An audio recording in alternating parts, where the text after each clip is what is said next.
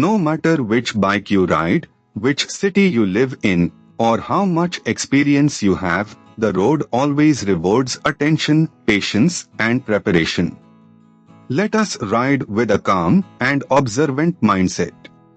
You are watching a real road journey.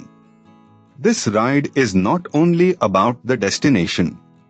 It is about observation, decisions, timing, space, discipline, and learning from what happens around us.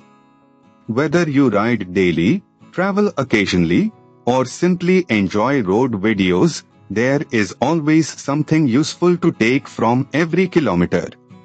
One of the most valuable habits in riding is maintaining proper space. Good riders do not depend only on quick breaks.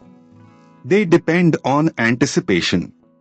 A little extra following distance gives more time to think, react, and choose a safer line. Lane discipline is not just about rules. It is about visibility and predictability. When you hold a clean line, others can judge your movement better. Frequent unnecessary weaving may save only a few seconds, but it increases risk for everyone. This section shows how road width changes rider behavior.